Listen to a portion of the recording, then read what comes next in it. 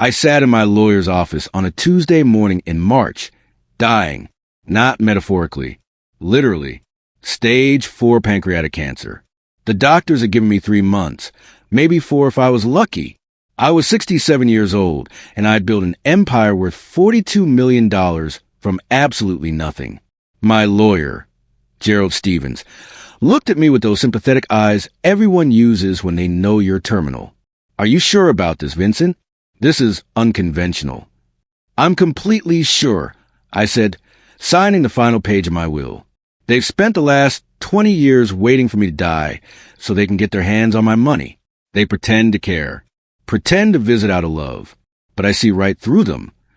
Your children might contest this. Let them try. This will is ironclad. You made sure of that." Gerald nodded slowly. "The final clause is particularly severe. Are you certain you want to include it?" I smiled, not a kind smile. The smile of a man who'd been underestimated his entire life, who'd been laughed at, dismissed, and used by the people who were supposed to love him, especially the final clause. I said, "That's the most important part. That's where the real lesson begins." I left his office that day when I was secured. My masterpiece. My final revenge wrapped in legal language and impossible conditions. They had no idea what was coming. I had 3 children. Daughter Felicity, 42, married to a plastic surgeon named Kenneth.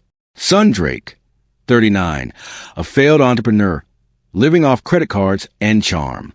And youngest daughter Iris, 35, a yoga instructor who preached spirituality while spending money like water. None of them had worked a real job in years. They all lived beyond their means, sustained by loans from me that we both knew would never be repaid. They called every few months asking for money. 30,000 here, 50,000 there, always with sob stories and promises to pay me back. I'd given them everything growing up. Best schools, expensive cars at 16, college fully paid, trust funds that they'd burned through by 25. I'd taught them entitlement instead of work ethic. That was my mistake, one I intended to correct before I died. The last time Felicity had visited was 8 months ago. She'd stayed for 20 minutes, talked about her upcoming vacation to Bali, asked if I could help out with 50,000 for the trip because Kenneth's practice had been slow. Drake called 4 months ago needing 75,000 for a business opportunity that was definitely going to make him rich this time.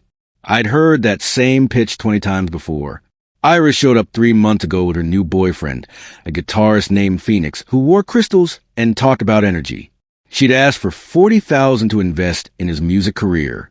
I'd given them all the money, every cent they'd asked for, because I wanted them comfortable and complacent. I wanted them counting on more. 2 weeks after finalizing my will, I called a family meeting. All 3 children, their spouses, my 5 grandchildren. Everyone gathered at my house on a Sunday afternoon. They came reluctantly. Sunday was their time. But when the dying father calls, you show up. Appearances matter.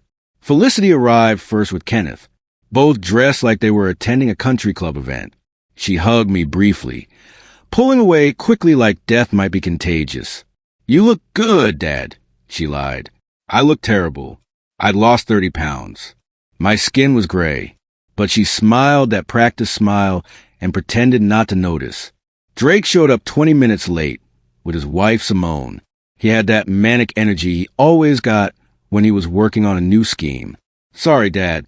Traffic was crazy. How are you feeling?" "Dying," I said flatly. He laughed uncomfortably. "Don't say that. You'll outlive us all." Iris arrived last with Phoenix. She hugged me for a long time, crying dramatically. "I'm sending you so much healing energy, Daddy. The universe is going to turn this around." The universe gave me cancer, Iris. I don't think it's interested in turning anything around. We gathered in my living room, the room where I'd built my first business plan 40 years ago, where I'd celebrated successes and mourned failures, where I was now about to teach my children their final lesson. I asked you all here because I wanted to discuss my estate. I began.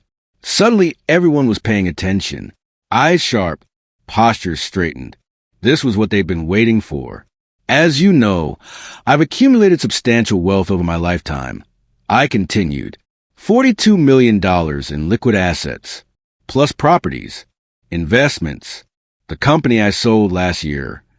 I watched their faces, calculating, excited, already spending money they didn't have yet. I've decided to divide my estate equally among my 3 children, $14 million each. Smiles. Relief. Felicity squeezed Kenneth's hand. Drake actually laughed out loud. Iris started crying again. However, I said, and the room went quiet, there are conditions. Drake's smile faltered. What kind of conditions? I pulled out copies of my will, handed one to each of my children. You can read the full document, but I'll summarize the important parts. Felicity opened hers immediately, always the fastest to look for loopholes. Kenneth read over her shoulder. To receive your inheritance, you must complete a series of tasks within 6 months of my death. Tasks designed to teach you the value of work, the importance of earning what you have. Tasks. Drake looked confused. Like what? Each of you will receive a list specific to you, based on your particular weaknesses. Complete all tasks within 6 months, and you get your $14 million. Fail even one task, and you get nothing. That's ridiculous, Felicity said, already scanning the document. You can't put conditions on our inheritance. We're your children. I can do whatever I want with my money. Gerald has ensured this will is completely legal. Ironclad. What happens to the money if we don't complete the tasks? Drake asked. I smiled. That's covered in the final clause, which we'll discuss after I die. The room erupted in protests. Questions. Accusations of cruelty. Unfairness. How could I do this to my own children? You've had everything handed to you your entire lives, I said, cutting through the noise, and you squandered it all. Felicity, you married a successful doctor, but you're still in debt because you spend $300,000 a year on designer clothes and luxury vacations. She opened her mouth to protest. I held up my hand. Drake, I've given you over $2 million for various business ventures. Every single one failed because you refused to do the actual work. You just want the glory. Drake's face turned red. That's not fair. And Iris, you preach mindfulness and simple living while spending $40,000 on a spiritual retreat in Sedona. The hypocrisy is stunning. I'm trying to better myself. Iris cried. You're trying to spend my money. All of you. And I enabled it. I created this problem by never making you earn anything. This is my chance to fix it. Kenneth spoke up for the first time. Vincent, this seems punitive. Why not just give them the money and let them learn from their own mistakes? Because they don't learn from mistakes. They just ask me for more money to fix them. This ends now. Felicity was reading through the document carefully. Her face went pale. Dad, these tasks are impossible. I can't do this. Then you don't get the money. You're seriously going to let your own daughter be homeless? You're not homeless. Kenneth makes $400,000 a year. You'll be fine. You just won't be rich. Drake threw his copy down. This is insane. We're not doing this. That's your choice. They spent the next hour arguing with me, trying to negotiate, trying to guilt me into changing the will. But I'd made up my mind. This was happening exactly as I'd planned. Finally, they left, angry, confused, scared, exactly how I needed them to feel. Gerald called me that evening. They're going to hate you. They already hate me. They just hide it behind fake smiles and birthday cards. At least now we're being honest. What if they don't complete the tasks? Then they learn a valuable lesson. That money isn't guaranteed. That work matters. That actions have consequences. And the final clause? Are you certain about that? Absolutely certain. That's the genius of the whole thing. They don't know what happens if they fail until it's too late to prevent it. It's cruel, Vincent. It's necessary. You'll see. Over the next 2 months, my health deteriorated rapidly. The cancer spread. The pain increased. But I stayed sharp mentally, alert, waiting. My children visited more often now, suddenly concerned about my well-being, suddenly interested in spending time with me. But I knew the truth. They were trying to convince me to change the will, to remove the conditions. I refused every time. The will stood, unchanged, final. Felicity brought me expensive food I couldn't eat. Drake told me stories about his childhood, trying to manipulate my emotions. Iris held my hand and cried, talking about how much she loved me. All lies, all performance, all desperate attempts to secure their inheritance without having to work for it. I died on a Tuesday in May, peacefully, at home, surrounded by family who were counting down the minutes until they could read the will. The will reading was scheduled for the Friday after my funeral. Gerald's office, 10 a.m. Everyone arrived on time, eager, anxious, ready to get this over with and claim their money. Gerald sat behind his desk, looking uncomfortable. He'd tried one last time to convince me to change the will. I'd refused. Now he had to execute my final wishes, no matter how uncomfortable they made him. Thank you all for coming, he began formally. We're here to read the last will and testament of Vincent Holloway. Before we begin, I need everyone to understand that this is a legal document. Mr. Holloway was of sound mind when he created it. It cannot be contested on grounds of mental incapacity. Just read it, Drake said impatiently. Gerald opened the document. I, Vincent Holloway, being of sound mind and body, do hereby declare this my final will and testament. He read through the standard legal language, then got to the important part. To my daughter Felicity, I leave $14 million, contingent upon completion of the following tasks within 6 months of my death. Felicity leaned forward. What tasks? Gerald read. Task 1. You must work a minimum wage job for 40 hours per week for 3 consecutive months. Any minimum wage job. Retail, food service, cleaning. You must earn every paycheck through your own labor. Felicity's mouth dropped open. You're joking. Task 2. You must live on only your minimum wage earnings for those 3 months. No access to Kenneth's money. No credit cards. No loans. You must budget and survive on approximately $2,000 per month. That's impossible. Task 3. You must donate every designer item you own to charity. Clothes, shoes, handbags, jewelry. Everything. You will start the 3 months with only basic, practical clothing. Felicity stood up. This is insane. I can't live like that. I have a life. Responsibilities. Please sit down, Gerald said calmly. There are more tasks. She sat, her face red with anger and humiliation. Task 4. You must volunteer 20 hours at a homeless shelter during those 3 months. Serving food. Cleaning. Whatever they need. Why are you doing this to me? Felicity looked at my portrait on Gerald's wall, like she was asking me directly. Task 5. You must write a 5,000-word essay about what you learned from this experience. Honest reflection. Gerald will verify its authenticity.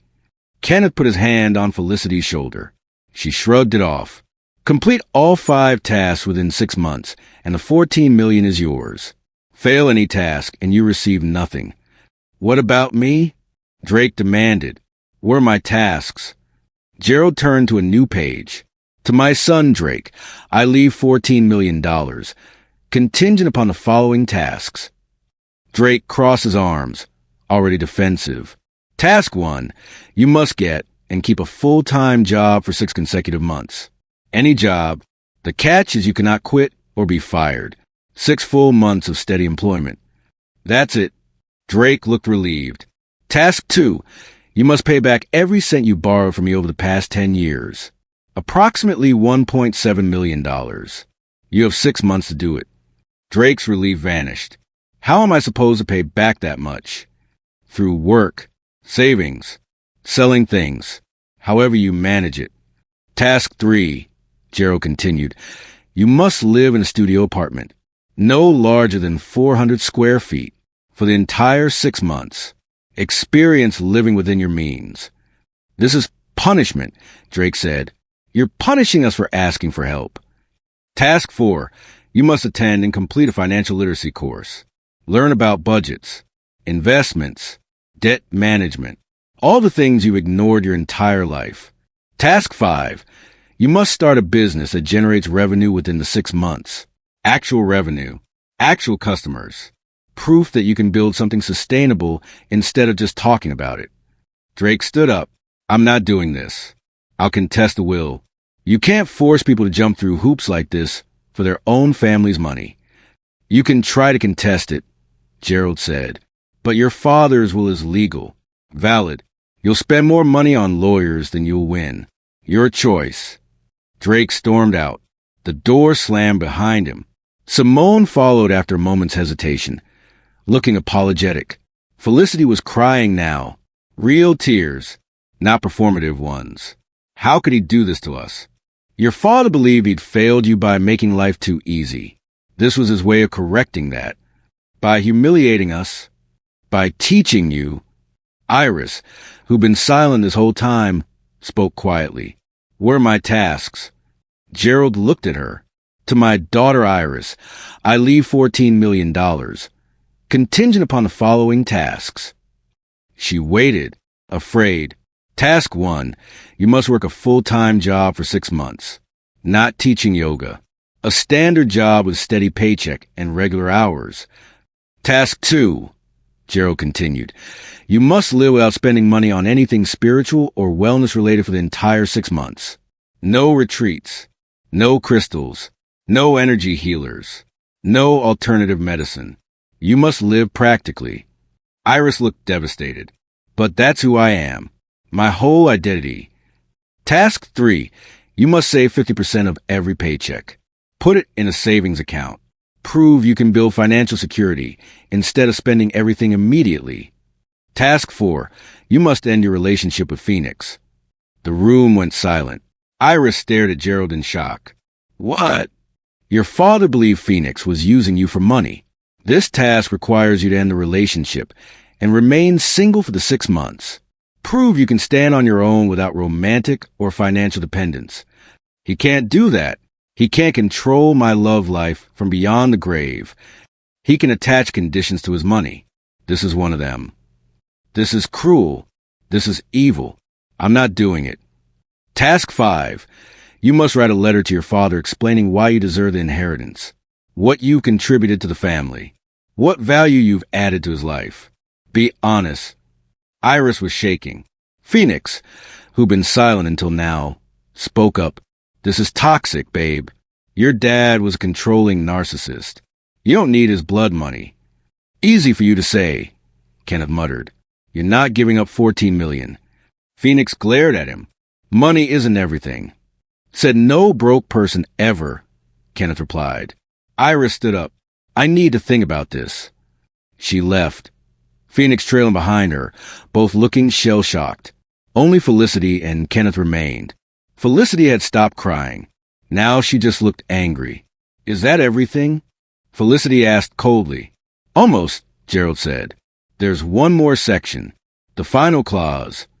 Everyone who'd remained in the room leaned forward. This was what I'd been waiting for them to hear. In the event that any of my children fail to complete their assigned tasks within the 6-month deadline, the following will occur. Gerald paused. He'd tried to get me to remove this section. Said it was too harsh, too punishing. I'd refused. This was the heart of everything.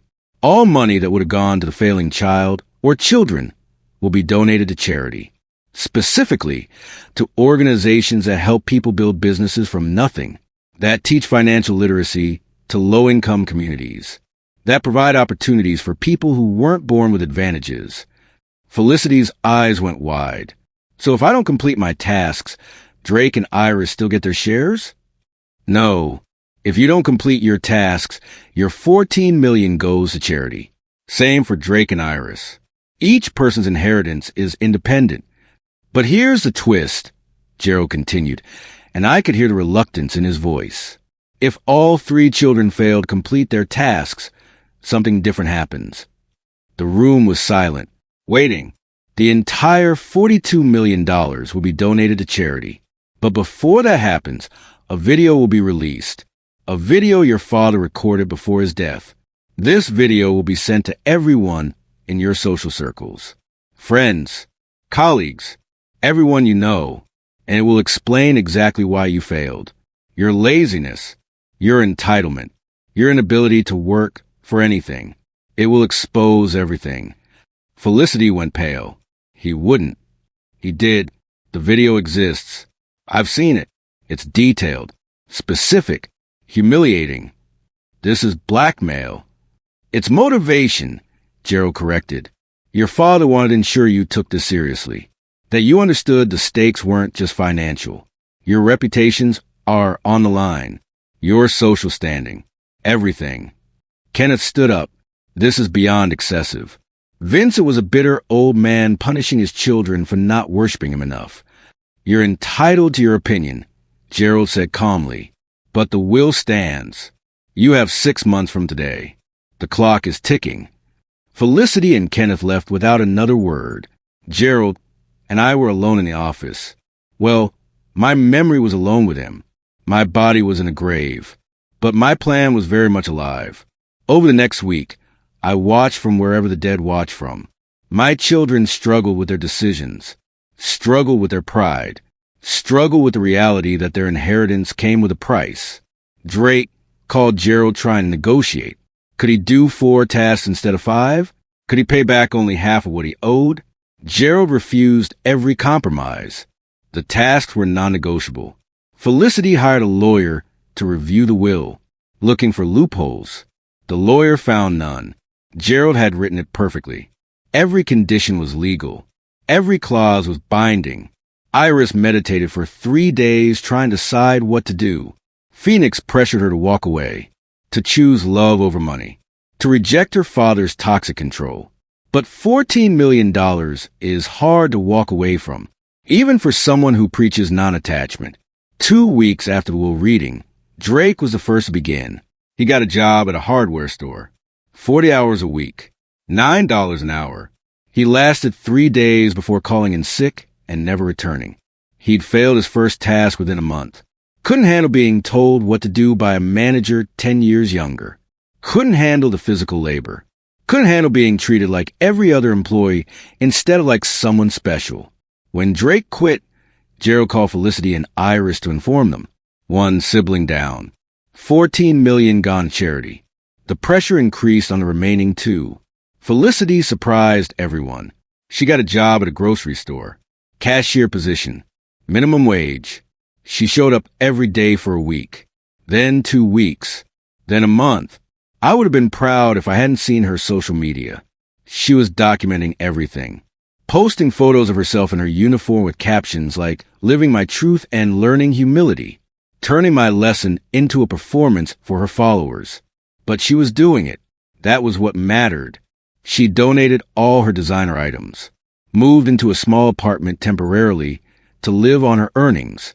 Started volunteering at the homeless shelter. She hated every minute of it, but she was doing it. Kenneth supported her reluctantly. He didn't understand why she was going through with it. $14 million wasn't worth this humiliation. He argued they had enough money already. But Felicity couldn't stand the idea of failure. Couldn't stand the thought of that video being released. Couldn't bear the idea of everyone knowing she'd been too weak to complete simple tasks. Pride motivated her more than the money. That was fine. I'd take what I could get. Iris took longer to start. She spent 3 weeks agonizing over the Phoenix situation.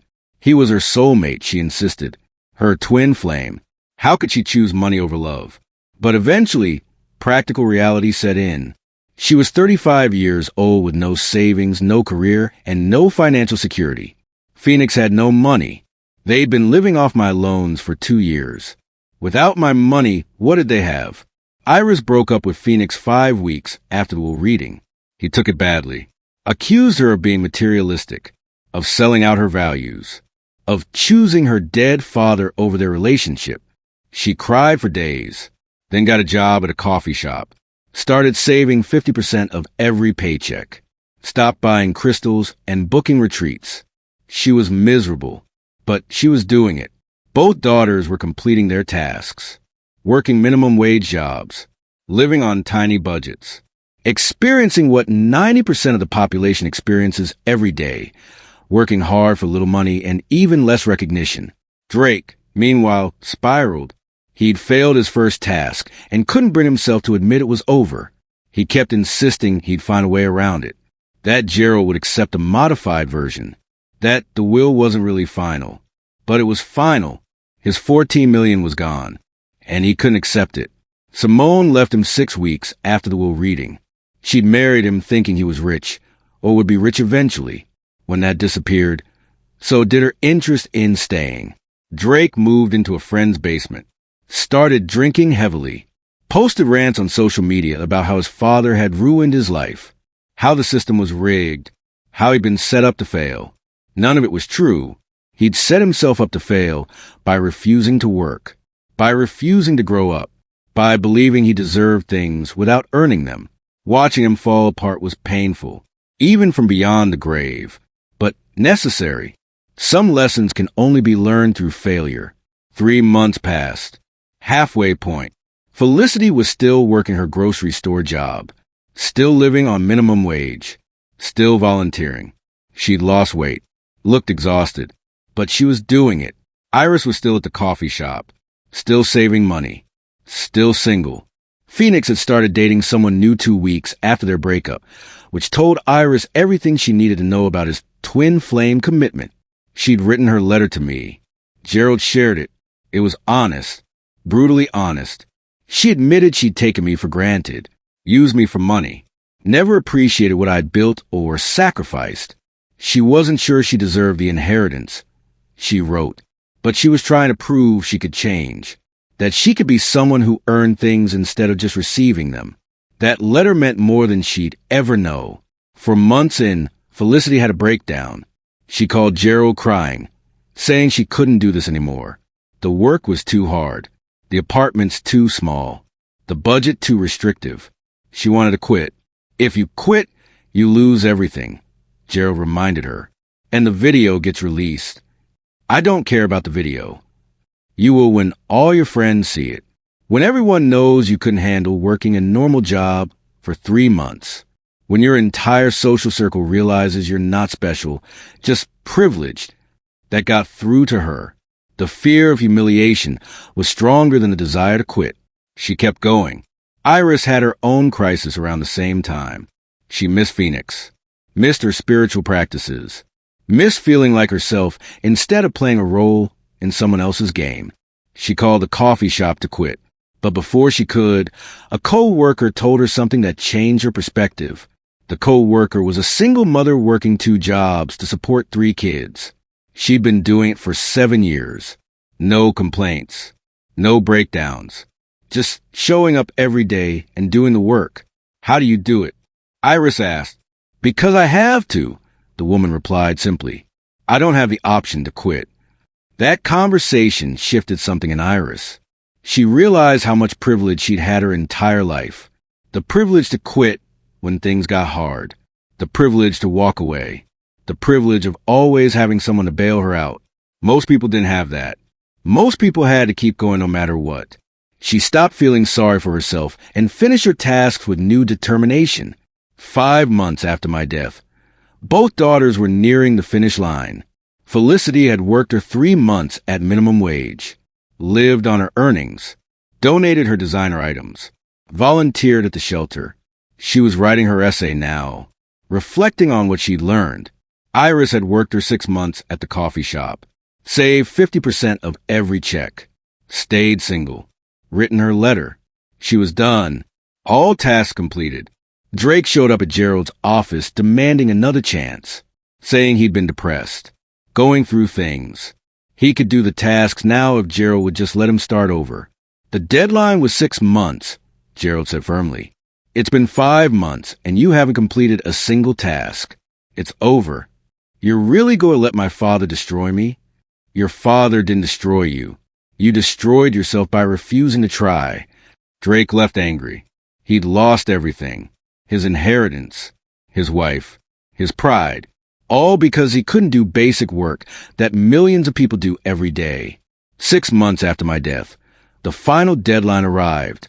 Gerald scheduled a meeting with all 3 children to review their completion status.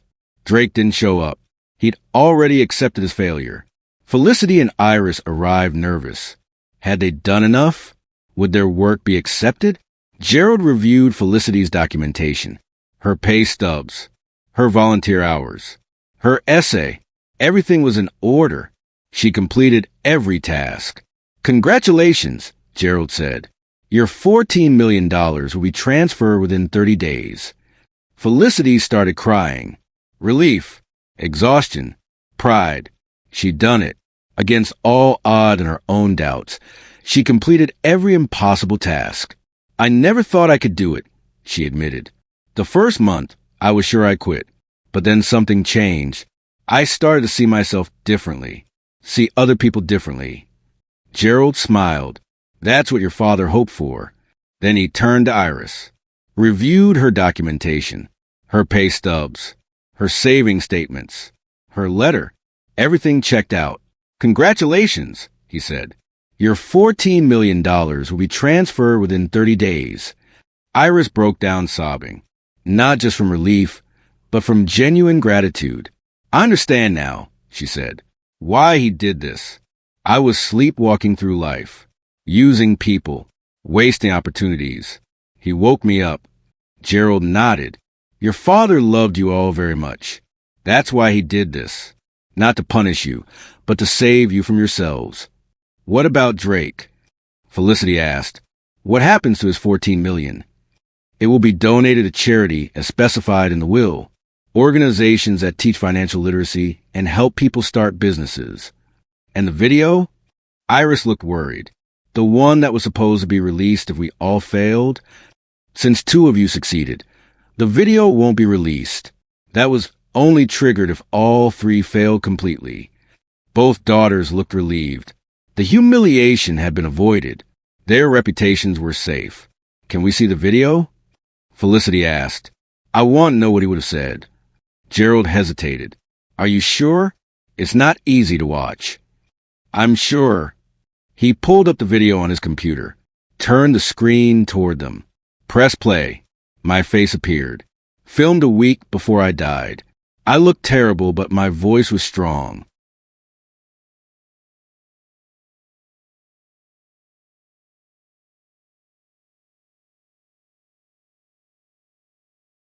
If you're watching this, my recorded voice said, all 3 of my children have failed to complete their tasks. You've proven that even with 6 months and clear instructions, you couldn't do basic work that millions of people do every day without complaint. Felicity and Iris watched silently, grateful they'd never have to see this released publicly. Felicity, you couldn't handle working minimum wage for 3 months.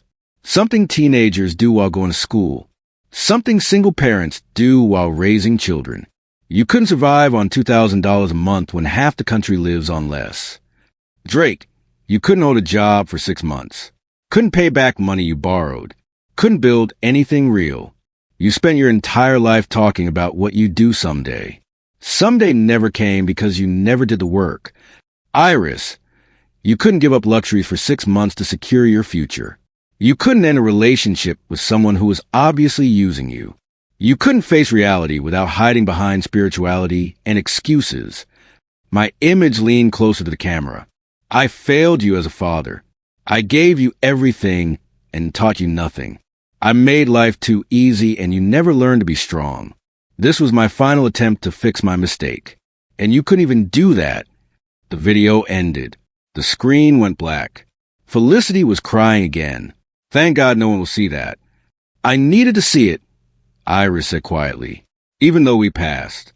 I needed to hear what he thought of us, what we'd become. Gerald closed his laptop. Your father was hardest on himself. He blamed himself for enabling your worst habits. The tasks weren't punishment. They were rehabilitation. Do you think Drake will ever recover from this? Felicity asked. That depends on him. Some people learn from failure. Others blame everyone else and never grow. Over the next month, Felicity and Iris received their inheritances, $14 million each. Money they'd earned through actual work and sacrifice. Money that meant something now. Felicity didn't immediately quit her grocery store job. She worked another month, trying to understand why. Eventually, she realized she'd made friends there. Real friends who knew her as just another worker, not as someone rich and privileged. She quit eventually and went back to her old life. But she was different. She budgeted now, saved money, thought twice before buying expensive things. The lessons had stuck. She also started volunteering regularly at the homeless shelter. Not because she had to, but because she wanted to. She'd seen real poverty, real struggle, and she couldn't unsee it. Kenneth told me later that Felicity had become someone he respected instead of just someone he was married to. The experience had changed her fundamentally. Iris used her inheritance differently. She opened her own yoga studio, but this time she ran it like a real business. Budget, business plan, marketing strategy. She applied everything she'd learned during her 6 months of practical work. She dated again, but carefully, looking for partners who valued her for more than her money, who had their own goals and careers, who didn't need her to fund their dreams. Phoenix reached out 6 months later asking to get back together. She blocked his number without responding. Drake remained bitter. He'd lost everything and couldn't accept that it was his own fault. He blamed me, blamed Gerald, blamed the system, blamed everyone except himself. He tried to sue, claiming the will was designed to make him fail. The lawsuit was dismissed. Gerald's work was flawless. 1 year after my death, Gerald called both daughters to his office. They came together, their relationship strengthened by shared experience. Your father left one final document, Gerald said, to be opened 1 year after his death if any of his children successfully completed their tasks. He handed them each an envelope, my handwriting on the front, one addressed to Felicity, one to Iris. They opened them carefully. Inside was a letter from me. Felicity read hers aloud. My dearest Felicity, if you're reading this, you completed the tasks. You proved you're stronger than I feared and stronger than you believed. I'm proud of you, not for the money, for the growth. You've learned what I tried to teach you your whole life, but failed to convey. Work gives life meaning. Struggle builds character. Earning something makes it valuable. I was too soft on you as a child, too eager to give you everything I never had. I created a monster of entitlement, and I'm sorry. These tasks were my way of correcting that mistake, of giving you what you really needed instead of what you wanted. The money is yours. Use it wisely. Invest it. Build something. Don't just spend it. Remember what it felt like to work for every dollar. Remember the people you met who worked that hard every day just to survive. Honor them by not wasting what you've been given. I love you. I always have. Even when I was hardest on you. Especially then. Love, Dad. Felicity was crying. Again. But these were different tears. These were healing tears. Iris read her letter next. My dearest Iris, if you're reading this, you've proven me wrong. I thought you were too fragile, too dependent, too lost in fantasy to face reality. You've shown me you're stronger than I believed. Iris continued reading.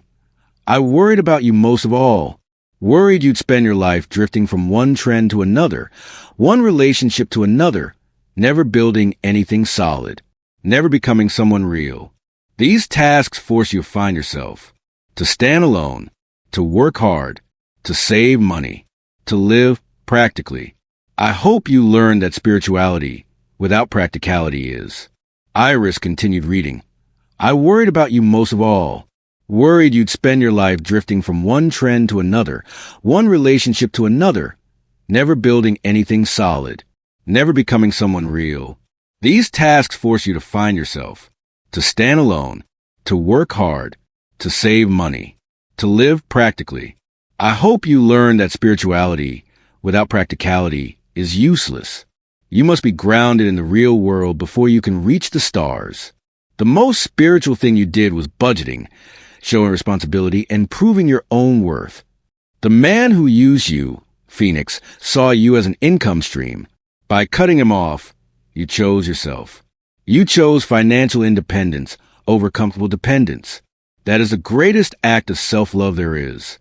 The money is now yours, Iris. Use it to build something solid and beautiful. Never forget what it felt like to earn every dollar.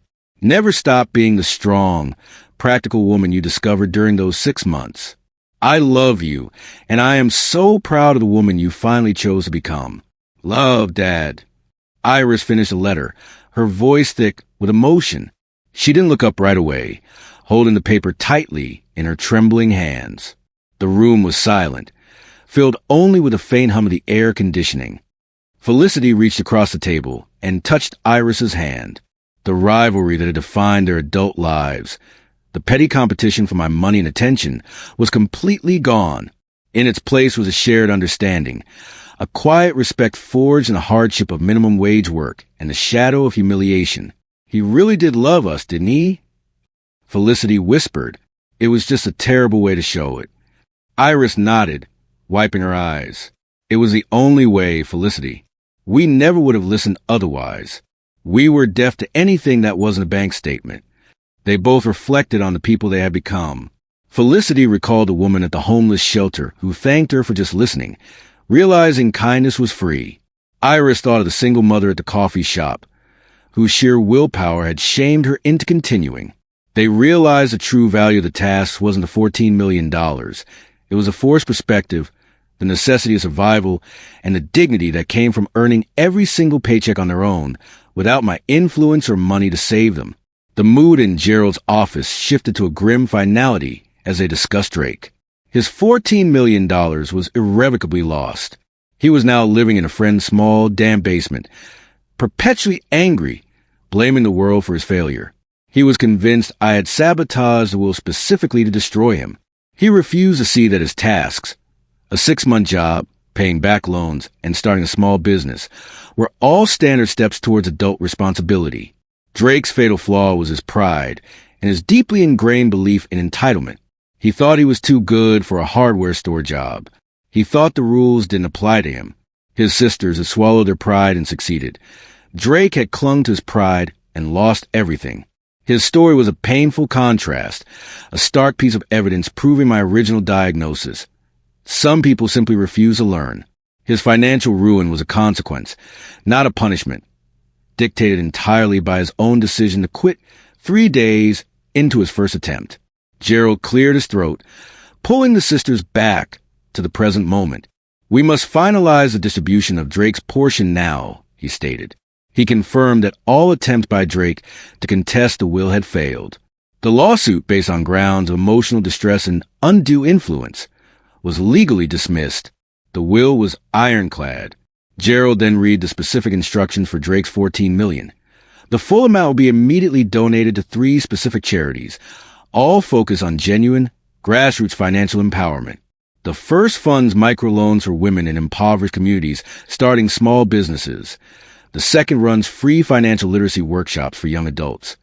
And the third provides grants to individuals developing job training programs.